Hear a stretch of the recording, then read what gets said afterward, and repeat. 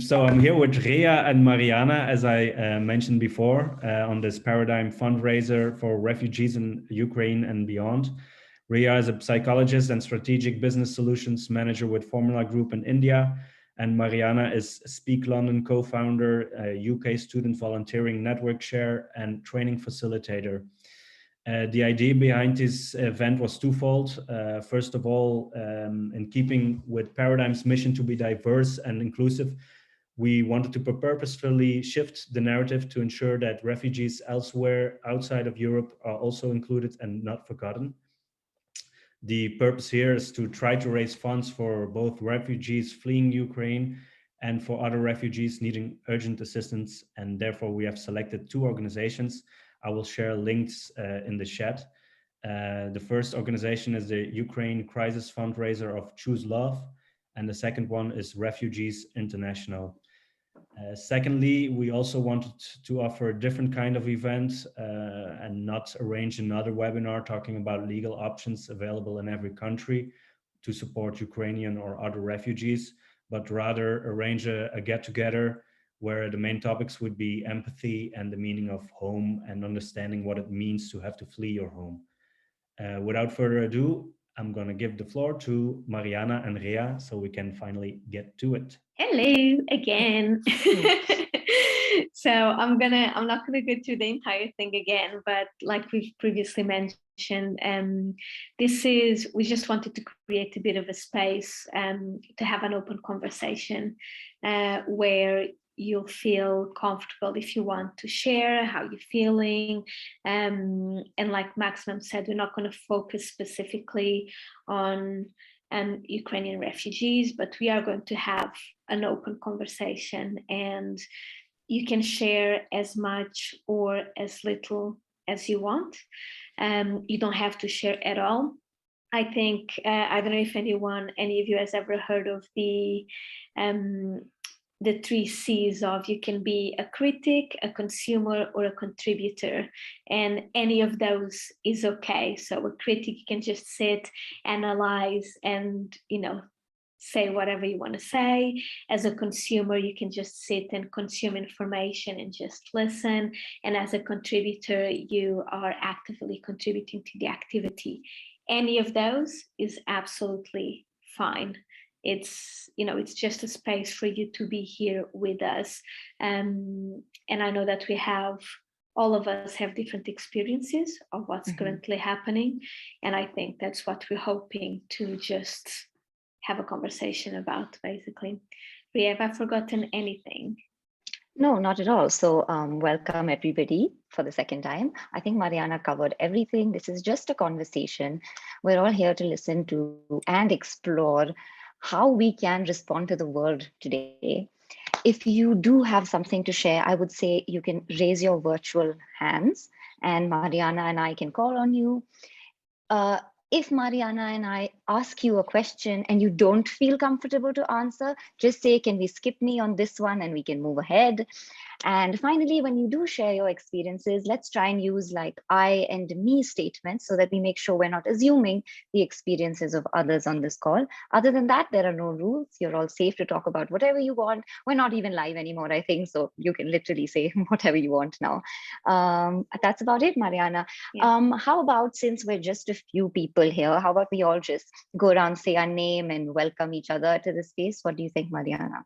Yeah, that sounds good. I would also say that below, just for those who are not used to using Zoom, because I know different people use different softwares. When you look below on your screen, you should have a mute button, stop video or start video button, security, participants, and there's a little thing that says reactions. I don't know if you all can see it, but if you click on the reactions, before we start, can I get you to click on your favorite reaction in there?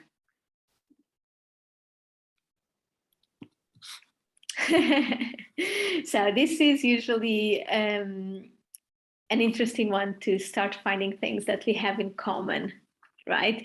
So our favorite reactions are in there. And then when you click on the reactions, you will probably see as well a little raise your hand. So that's what you would have to do If you'd like to mention something, you can just click under there and raise your hand, basically. I think the way that I'm going to do this now in terms of us sharing our name and where we're from, I know that you're on the chat, but we had to hop out, I think. So if I start, and then what I'm going to do is I'm going to point down to the person on the screen that it's below me. And I'm going to say their name and they're going to have to introduce themselves. If you're not comfortable doing it over the microphone, just feel free to write it on the chat. How does everyone feel about it? Can I have a thumbs up on the reactions or on the screen?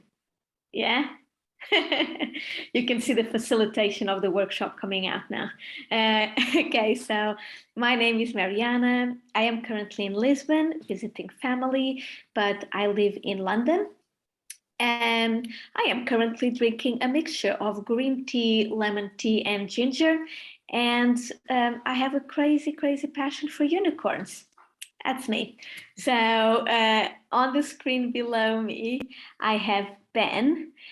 So Ben, after you introduce yourself, you can point to the right, you can point to the left, you can point down or up, just, yeah. Thanks, Mariana. Thanks for facilitating today. My name is Ben. I am in London. I was born in the UK, but my family are from Mauritius. Came back from there about a month ago. I'm drinking a very good Brazilian coffee this morning, so I'm a bit more awake now. And looking forward to the chat. And I will go below me, and that is Shraddha. Well, hi everyone. This is me, Shraddha Mittal. I am in India, born here, raised here, lived here most of my life, though would love to live somewhere else at some point. And well, coffee. And it's the middle of the afternoon, looking forward to this chat and excited about what we're going to discuss. And let me see who I have next to me. I have Inigo. You want to go next, Inigo? Sure. Hello, I'm Inigo. I'm from Spain. And I'd like to share with you later on about my trip to the Ukrainian border, which goes in line with the subject of this conversation. So yes, bear with me and I will share my experience.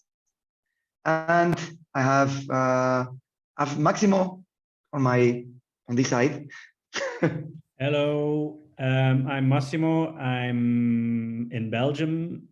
I'm also Italian. I don't speak Italian well yet. It's one of my to-dos for years now. And I'm drinking water. I should drink more water, but I was so stressed out about experiencing technical issues. But it's all working out now because I'm happy that we're doing this. I don't have anyone to the top or bottom. I think I have a different screen. So I'm asking Jaila to join and introduce herself a bit. Hello, Jaila. Hello, everyone. My name is Jaila. I'm in Brussels. I work with Massimo, Nadia B, and Nadia T that you can see on the screen. I'm an immigration consultant. I'm from Angola and I grew up in Belgium. And yeah, I'm looking forward to this chat. Looking forward to see what we are going to talk about.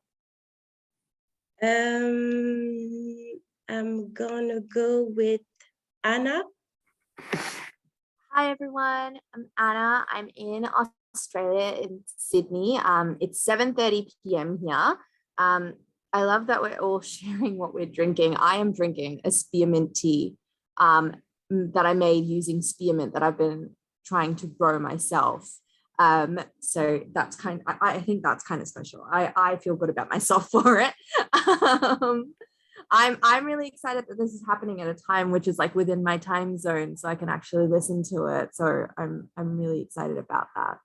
Oh, the person I'm gonna pick. Oh, I think I've got Mariana next to me. I think you've already shared about yourself a little bit though. So I will just pick another person. There's there's two Nadias that I can see. I will go with Nadia Ben Chow. Am I saying it right? Yes, it's Nadia Ben Chow. Hello, everyone. I'm Nadia, born and raised in Belgium, Brussels. My parents are from Morocco. Mariana said she's a crazy unicorn lady. I'm a crazy cat lady. And I'm just drinking plain old water right now. Contrary to Massimo, who doesn't drink enough water, I can attest to that. Always trying to force him to drink water every day we work together. So, so anyway, now I'm gonna pass to my dear colleague, Nadia Taldeman. Hi, everyone. My name is Nadia. I'm in East Flanders in Belgium, and I've been working with my wonderful team for about 6 months now. I'm looking forward to this chat. I think it's my first real chat I've had with you guys, so I'm looking forward to it. And I'm also drinking plain old boring water. So I will pass to Ria. Thank you, Nadia. Hi, everybody. I'm Ria. I am also drinking plain old boring water. Inigo, you said you're from Spain, so I must tell you, I'm learning Spanish these days. So maybe I'm going to give you a call and speak to you in very bad Spanish. And maybe you don't understand anything, and maybe you do, but we'll check that out. And I am a crazy dog lady. So we have a unicorn lady, a cat lady, and I'm a dog lady. So we should all have a party. And I also noticed that both the Nadias work together. Oh my God. So it must be really fun at your place of work, right? So you can just write to Nadia, and then whichever Nadia does the work. Can you take credit? We just say that Nadia's did it. Nadia's. I love that. Okay. That's about me. And do we have anybody left? Because I think everybody's Juan, welcome. We're just introducing ourselves if you came a little late.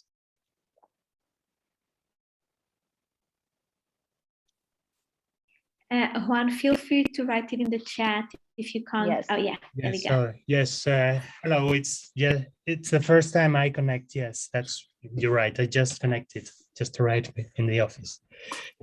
How are you? I'm very happy to meet you all.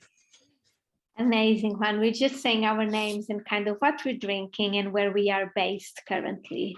Okay, so I'm drinking some water.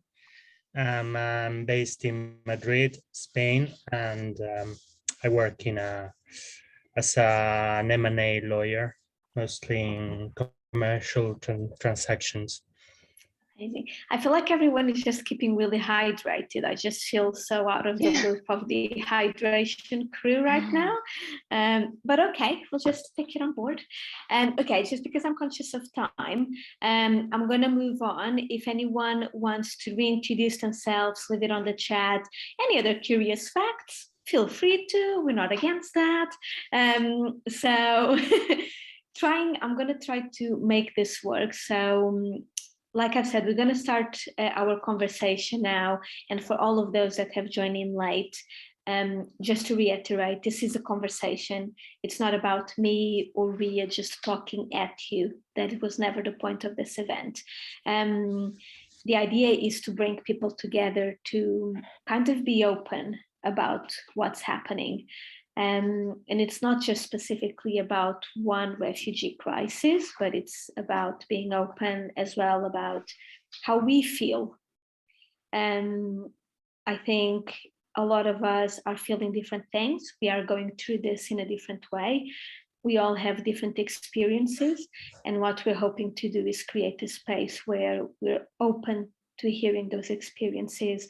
And hopefully this will create a space of more empathy towards how we're all going through this. Ria will go into it a little bit more. But before we do, I have a quick activity that I would like to share with you.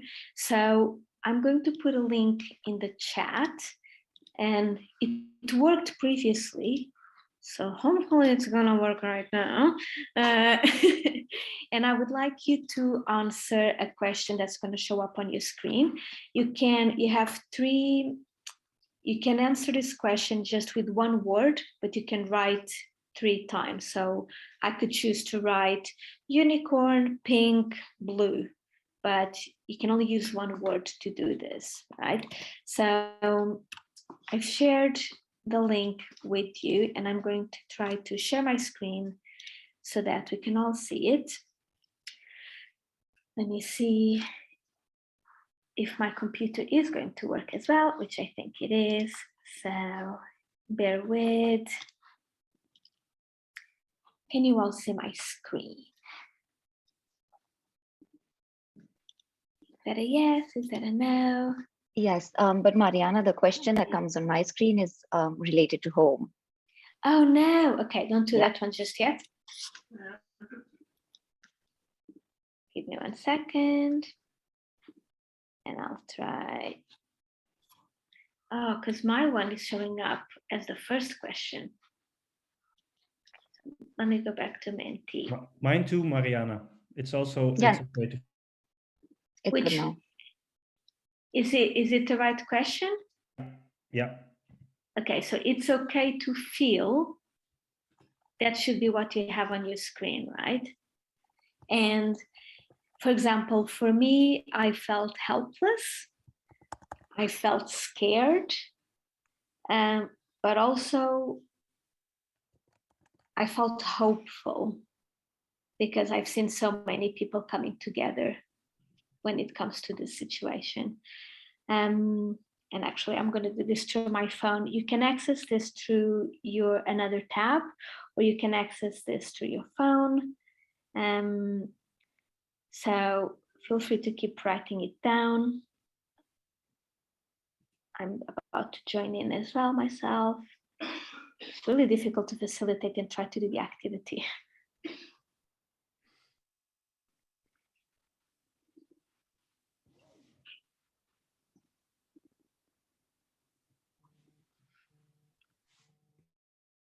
Sorry, I'm doing it as well, so I'm just giving. Okay. So the idea behind this exercise, and I hope you can still see my screen, is that we're all feeling different things. And it's okay to feel how you feel. So for example, Inigo just said that he's been in the front line. He will share his experience with us. I haven't been in the front line. So part of me feels that I haven't been able to help whatsoever. And that makes me feel awful because it is a tough situation and I feel like I'm not doing enough. And it's okay to feel like that. But it's also okay to know that sometimes we can't do a lot. And sometimes that's just the way it is. And there's nothing wrong with that. So looking at the screen, we have hopeful, we have helpless, concerned, crazy, cold, worried, confused, sad, anxious. So there's a lot of emotions here. Okay, I just shared a little bit about how I feel. You don't have to share how you feel, but if you'd like to unmute yourself, if you like to share a little bit about how you're feeling about this, this is the time. I can go first, but I don't remember the third word. I see 2 of them, and now I have to think, what was my third word again? I put in sad. When we tested it before, I didn't use the word sad, but now I think I'm totally okay with saying that sometimes you have ups and downs in life, and it's okay to be sad. You just have to deal with it and make sure you don't get stuck in that feeling. But it's also okay to be depressed sometimes. Life can be like that. Oh, maybe that was my third word. But on the other hand, I also said it's okay to be happy, because sometimes when I think of myself, and I'm so happy with my house, with everything I have, that you almost feel embarrassed towards people who are not happy or are poor or don't have anything or have to flee from a war. But it's okay to be happy with what you got. You don't have to be taking up the load of the entire world. And I think the third one I mentioned is crazy. It's and actually I also see confused, so maybe that's linked to each other, and maybe also misunderstood. I'm who I am, and I sometimes don't make sense to people who are listening to me, but I'm still okay with that, and that's why I mentioned crazy. That be happy with who you are, and never try to change because of what other people might think of you. So that's surrounding that word. That's about it. Thank you. I've seen that Ben has unmuted himself. Yeah, I'll just comment. I initially put anxious, which kind of relates to, I guess, the feeling that you can't really do much, as you said, Mariana, when you're not there. But also, just a minute or so after I wrote responsibility, I was going to say we work in a global industry. I know that you don't, Mariana, but we are all international people in some shape or form. There's people from Belgium, you're in Portugal, India, Spain, Ghana. I'll probably miss some countries as well. Italy, Australia are on this chat, and we're like, I feel that this is a global crisis, and one solution to help is for us to make people who are in the crisis or close to the crisis, Veronica had to leave, but she's quite close to the crisis, feel more connected to people in many, many different places. The further away, the better, actually. I think it's great that Anna's on this call and she's in Australia, but the more people that are in the crisis feel that they're connected to people all over the world who in some way are able to help, whether it's through donations or whether it's through joining these conversations, I think that makes us feel more close to each other. And that's connection is kind of, without going all Brené Brown, connection is sort of what we all need to help get through these very difficult times, to feel that you're not really alone. And I think it's a responsibility of us as global or an international kind of group of people right here to help others who feel disconnected feel more connected. So I'd go with that. Thank you, Ben. Does anyone else would like to say anything? Yeah, Nadia. Hello. So I put anxious, I think, like Ben. The thing is, right now we are bombarded with a lot of information, and it comes from everywhere. We talk about it with our family and friends, and we watch the news, and there is social media, and that can make us feel very stressed. Also, when you add like all the little things and big things that can happen in your life, it really makes you feel kind of scared for the future. You see like war, and you see people suffering, and then you see the consequences for us as a society with like price rising. So yeah, right now I think a lot of us feel kind of anxious. So I think what I would suggest is that it's okay also to disconnect sometimes and just take a step back and breathe, and just, like Massimo said, that be happy and think about what you have, because it's very important, because we are very fortunate and we are very privileged. Like right now we can have this conversation, and that's like more than a lot of people have, which is great. So that's my my answer to the question. Thank you, Nadia. Yes, Inigo?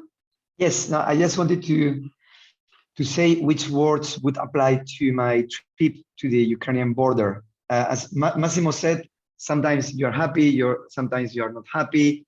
I mean, but these things I think happen during a period of time. Like in a week, you may have many of these words.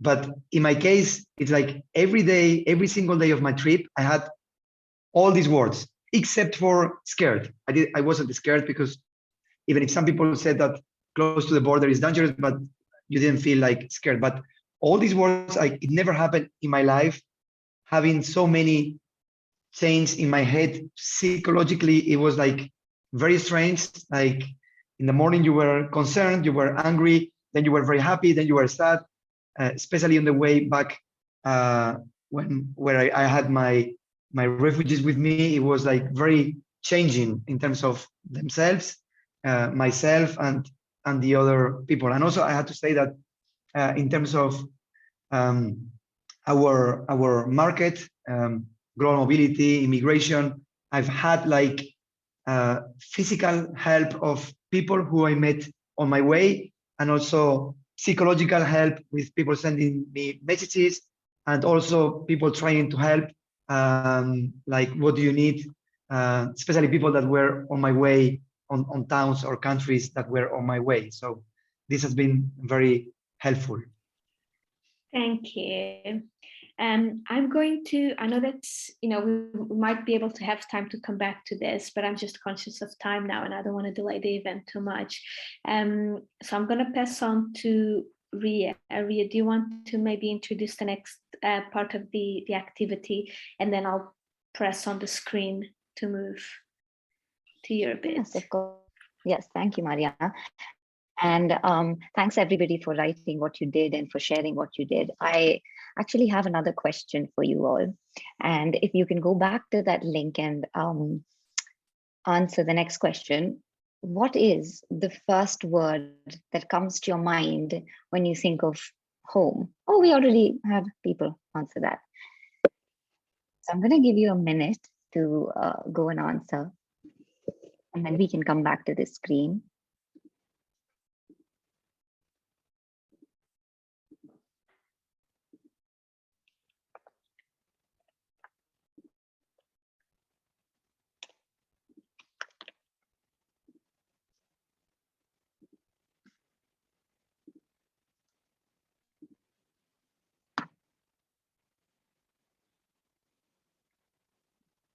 Wow, so I see safe and comfort as the biggest. And I think, Mariana, if I'm not wrong, that means more people answered that, which is why it's bigger. Am I right? Yeah, so the bigger the word, the more people have chosen that word. Oh, so can I ask who wrote safe? I did. I did So there's too. Mariana, and I see Ben. Can I know who the I did was? I feel Anna. like I can't see any. Anna. Okay, hey, Anna. Okay, so I can begin with you. Can I ask you, what do you picture about your home when you think of this, and it just makes you feel safe, and it just makes you feel like you're at home? I guess it's, I think comfort comes into the safety as well. It's just knowing that I've got people around me who can support me no matter what. I'm in a space where I can be myself, and I can have the thoughts and ideas that I have, and I can feel, completely supported in those thoughts and ideas and opinions. And I can do what I want. I can, wear pajamas, or I can wear a ball gown. I can be done up, or I can have no makeup on at all. I can be literally completely myself and any version of myself, and it's fine. I love that. Thank you so much for sharing that, Anna. When you said the thing about like having people around, I don't know why, but the picture that comes to my mind is like when I'm sitting in my bed and I can hear my brother yelling outside my room, but for some reason it makes me feel so safe because I know that he's there. That's so nice. I completely understand. Yeah, it's the same I love that. Yeah, thanks for sharing, Anna. And I think we had a few more safe and comfort. I think Ben also raised his hand. What about you, Ben? What do you picture in your home that makes you feel safe and at home? Yeah, I thought about this a lot over the last, I guess, couple of years. and I felt that I could be myself more. And like that's like when I've done panels or like LinkedIn lives or whatever, like I felt much more comfortable doing them from my house than when I was doing the few times before when I did them in public space. And it feels like actually the word that I would use, I didn't put, is like castle in a way, because it's like I can be completely myself, yeah, and express my opinions in a way that maybe I wasn't able to before the pandemic because I'm in my house. But like no one can kind of get to me, even though I'm being completely honest with my opinions and open. So I didn't write this down, but I would have actually put a castle down, because I feel sometimes it's like, yeah, you can be you, and like no one can stop you from that. And it's something that, to be honest with you, even though the world has kind of gone back to some degree of normality, I will never compromise on that again, to be honest with you. Like, and that's how I feel inside my flat, which I don't live in a castle, but I feel like it sometimes that I can be myself. I love that answer. I love that answer because castle is such a beautiful word. I would also now call my home castle from here on, Ben, if that's okay with you. Can I do that? That's fine. Yeah, no, yeah, that's absolutely fine. Go for it. Thank you for sharing that, Ben. I actually love that. I'm going to actually call on one of the Nadias. Is that all right? Only because I can see Nadia, Ben Chow. Nadia, can I ask you what word you wrote? I choose, I think the main word was comfort. So we have so much. Yes. Yeah, I think it's a bit like Ben. It's also about being yourself. When you're at home, you can do whatever you want within the confine of respecting each other's space, because I live with my family. So I think, like when for example, when I work from home, I can like just like take my time and be in my safe space. Also having my family nearby is great, and this is something that I don't think I will ever give up, because living like it's also like people that makes a home. I think it's not only just like the four walls and like nice pictures in it. So also it's filled with people I don't mind living with, which is very important for me. Yeah, I love that. Thank you so much, Nadia, for sharing that. And I agree. I think it is the people that make it a home. Thank you. I also see children here. And okay, so for me, it just gives me a picture of my dogs for some reason. And I can just like imagine myself ringing my bell. And every time I ring the bell, they run to me to meet me as if I have come back from 6 months of a retreat, even if I just walk out and walk in again, that's how they behave. Can I ask who wrote children? Inigo, great. Inigo, what is it that you picture yourself doing at home that makes you feel like I'm home, I'm with my children? Well, it's similar to your dog. Like when I get home, I had like 3 children running to me. So, so it's impossible to think about home without picturing children. Yes. So wait, did you also write children because of your dogs? No, I don't have dogs, but I think in many cases, dogs and children are kind of similar. Okay, got it. That's amazing. Thank you. Thank you so much for sharing that, everybody. Is there anybody else whose word I missed out, or who wants to tell me what their word was and what comes to mind when they write that word? I want to hear what Shraddha's got to say. Sorry. Hi, Ria. Hi, Pa. How are you? I'm good. So since we didn't get your introduction, I'm sorry. Can I know where you're from? Oh, okay, sure. From Ghana. Ghana, okay. Yes. Welcome. West Africa. I'm very well, thank you. And you? I'm very good as well. So what was your word, Pa? First word that came to mind was sanctuary. Yes, strange, but that's what popped in first. And I would say sanctuary because anytime I get home, I feel that is a place of peace. after all the hard work and all the noise in the rest of the world, I get home and I feel at peace. So that's what comes to mind first. My second word was family, because basically looking forward to seeing them each time I have to go home, and that keeps me happy. And I think that was my third word, I think. But those in that order. That is amazing. Thank you so much for sharing that, Pa. And I love the word sanctuary. Thanks. Because I connect to that as well. I actually think that's exactly what, like when you described your sanctuary, I just pictured myself coming back from work, getting into my bed, putting my phone off and never speaking to anybody again. Exactly. So thank you for that. Yes, I love that. So I have two new words, castle and sanctuary. I think that's what I'm going to refer to my house from here on. Ben asked for, I think, Shraddha, if she's still there. Shraddha, you have been called on to answer then what your word was. Sorry, yeah. So, the word I picked was hug.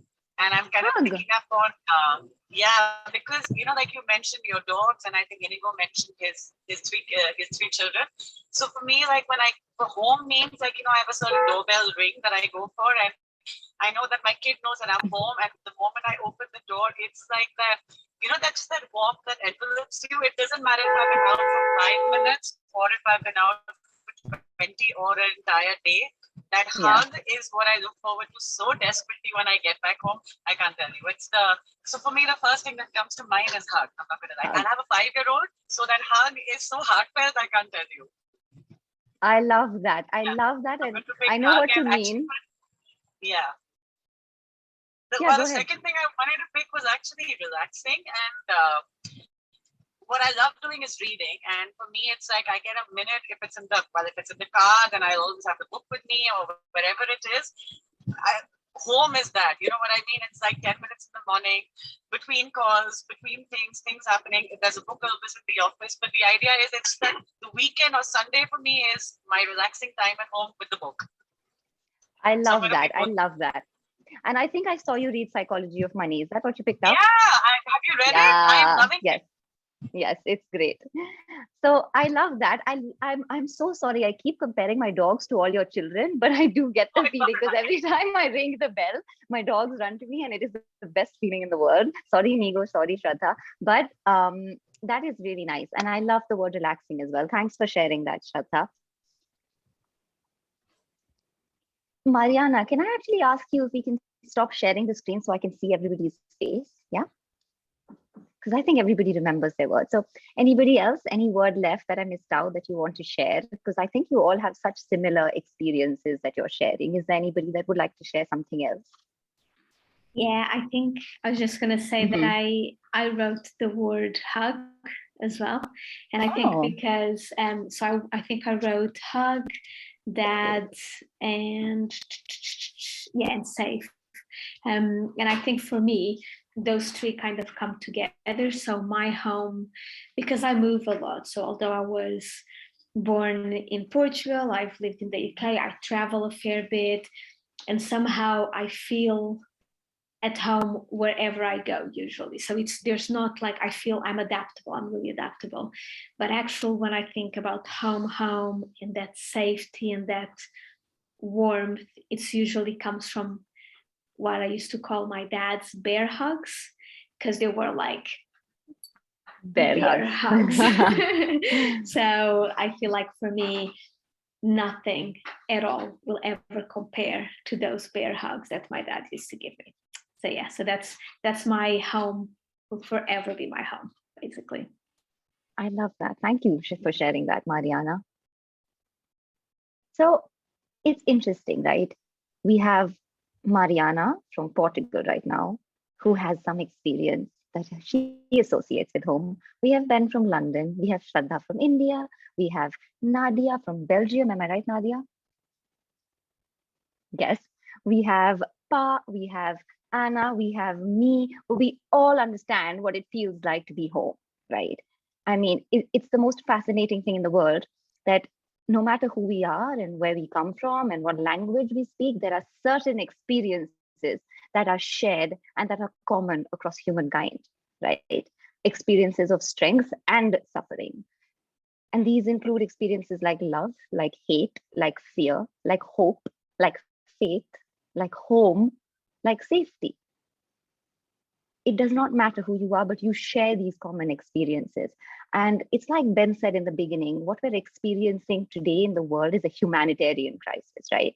We have 26.6 million refugees in the world by the end of 2021. And this does not include the people from Ukraine currently. We may never understand what it's like to fear for our home, but we do understand what it's like to feel at home. And I believe that the best response that we can have in a crisis such as this is by tapping into our shared humanity. And I think that's what you all experience today, and that's what we all experience every day. And it is this shared humanity that I believe, actually, that science believes. I have many studies, if you want, I can share them with you, that allow us to feel compassion. And compassion is a very interesting thing, right? Compassion literally means our ability to feel and share the suffering and strength of another to such an extent that we are moved to action. Without tapping into this shared humanity, we can never feel compassion.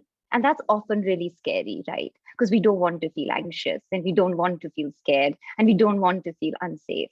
But the thing about compassion is that the focus of compassion is on action.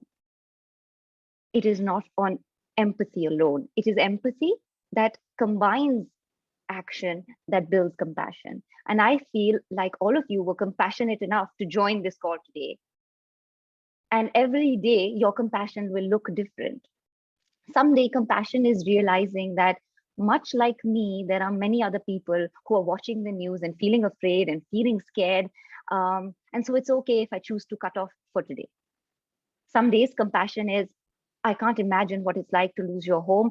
I want to donate funds and resources to somebody in Ukraine or somebody outside of Ukraine. Some days, compassion looks like picking up an article and reading about the refugee crisis in a part of the world that you didn't know. Some days, compassion is literally having a conversation with your child to help them understand who refugees are and where they come from. Compassion looks different every day. And I just feel like in today's world, if we can remember that we are compassionate people, but compassion is different every day, we can probably choose actions in our everyday life that lead to larger impacts.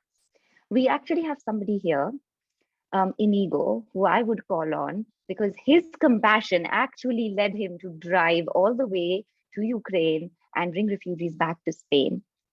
And I would ask him to share his story of what he did, why he chose to do that, and just what he learned along the way. Thank you, Ria. Well, the first thing is that I fully agree with what you just said.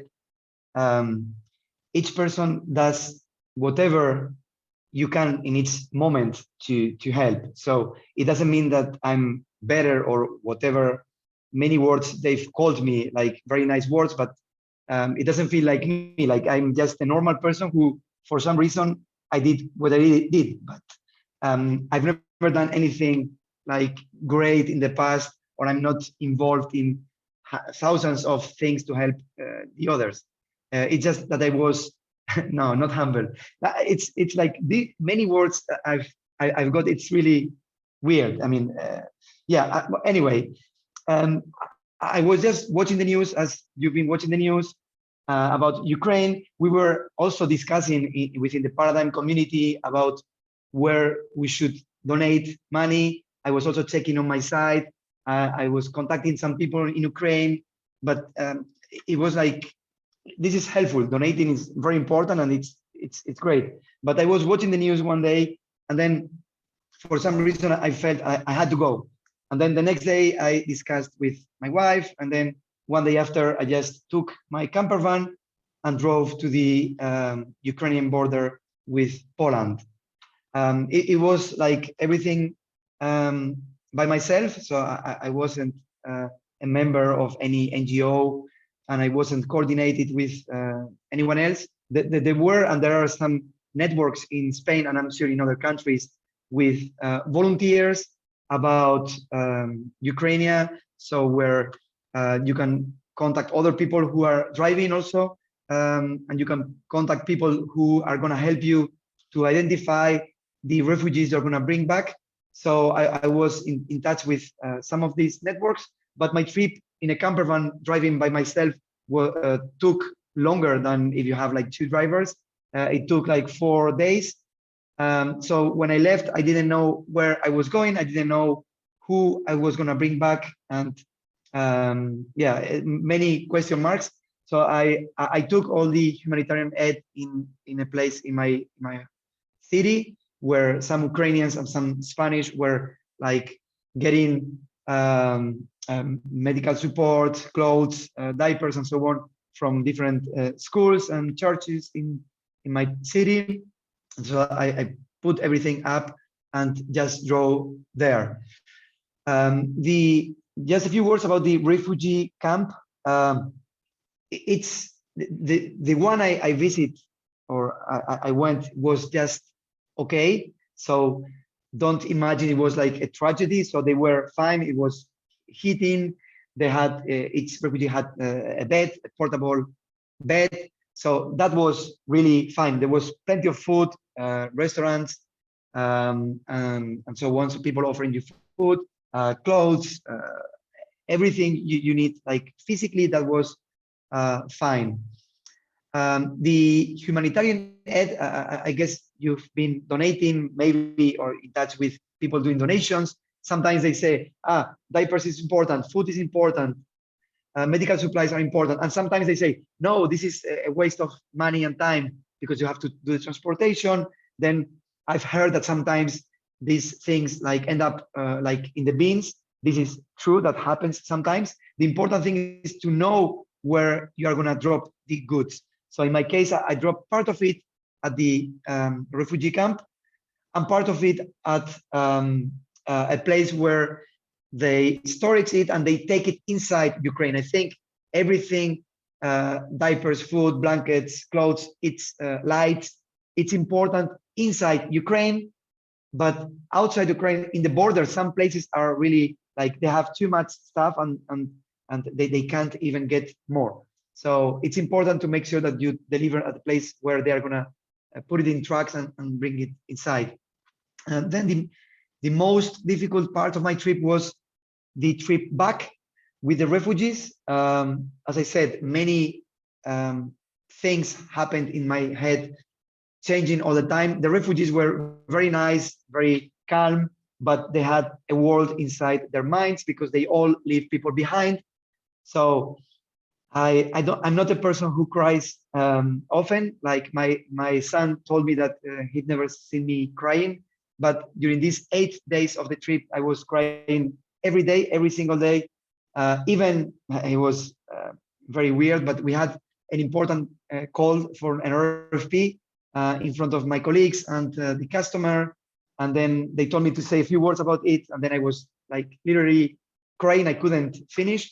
This was, of course, during my trip. I was more like sensible. Now I can speak about this and not cry, which is like interesting. So just to tell you a few examples, I'm aware of the time about my refugees that we brought. I actually was with 2 other camper vans that I met during the trip. So we brought in total 11 people, 3 different families. One in Malaga with their family who lived like in this building that was built during the crisis in Spain, so that they more or less didn't finish the building. So the person who lives in Spain already before the refugees came lives there, not as occupation, but they left her live there in exchange of taking care of the building. So I'm not sure about the situation, but now they have like 5 more people living with them. So it's not the ideal situation. The second family, it's in Pamplona. I brought 2 old people, like 60 or 70 years old. I delivered to the daughter. It happens that the daughter and the husband lives already there from 2014. They were already refugees from the previous war because he is from the army, and they sent him to the war in Donbass at that time, 2014, and he didn't want to kill people. So then they decided to just go away. So imagine they are refugees, and then the parents now they are refugees with them, and actually the sister is still in Kharkov. Kharkov is the town who's been, I mean, one of the bad ones. So the sister stayed in Kharkov because they don't have kids, so the husband can't leave the country, so they decided to stay there. So I'm in touch with the woman who lives in Pamplona, asking every day or every 2 days about the sister. So like 2 days ago, they told me, okay, we didn't hear from my sister in a couple of days, and I was like really scared. Now this morning she told me that they are still fine. So some days they are in the apartment, some other days they go to the bunker. So it's terrible. And the third family, it's two friends, one of them with two children, and they are both married. So the husband stayed behind in Kiev. And it happens that one of the mothers, she is herself, she doesn't have parents. And in the summers when she was a girl, she came to Spain.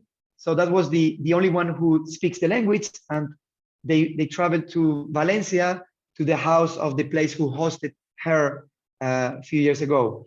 Now, as they are 4 people and the host family, they have also children, they moved to an apartment on their own. So I'm trying to help them to find a job.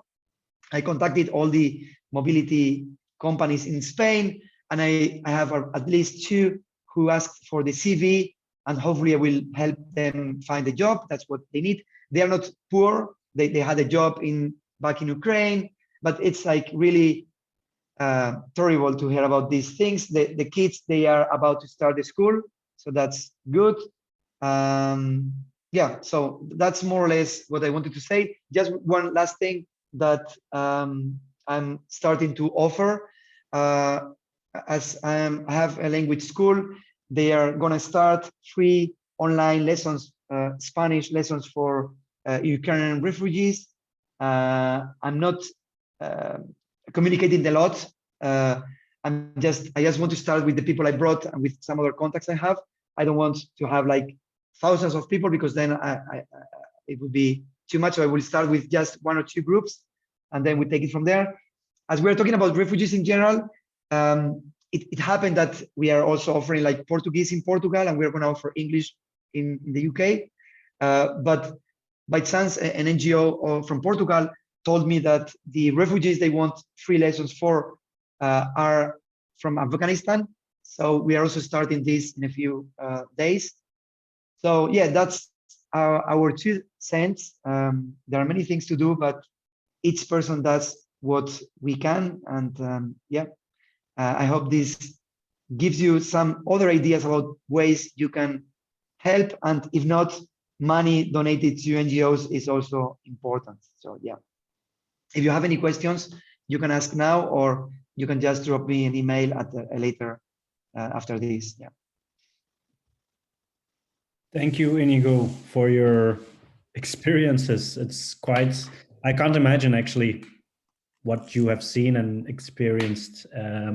So I'm pretty impressed.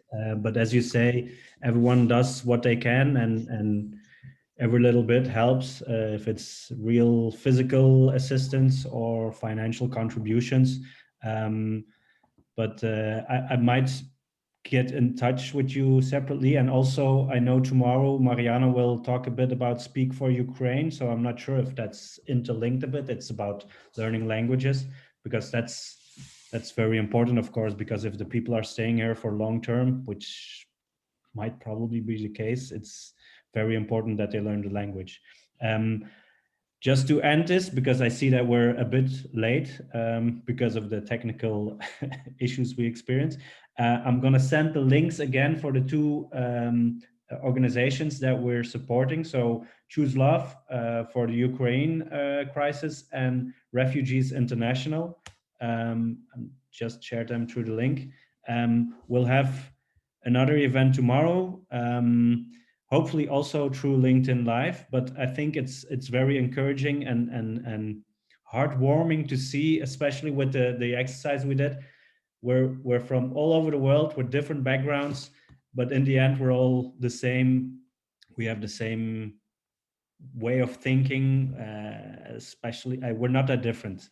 That's good to see, and I hope at one point we can actually meet in person, and I can try to give you, Mariana, a little bear hug, but let's try to do that in the next coming years. I hope it'll happen. But thank you all for your time, and thank you, Ria and Mariana. I really enjoyed it, and looking forward to doing it again tomorrow. And actually, I think we should make this an ongoing thing. Let's meet every day for coffee, guys. Let's brainstorm about that. I think. Thank you. Thanks so much, Ria and Mariana. Thank you, everyone. Thank you. Have a nice day. Thank you so much for being here. Thank you. Have an amazing day. Bye-bye. Thank you, everybody. Bye.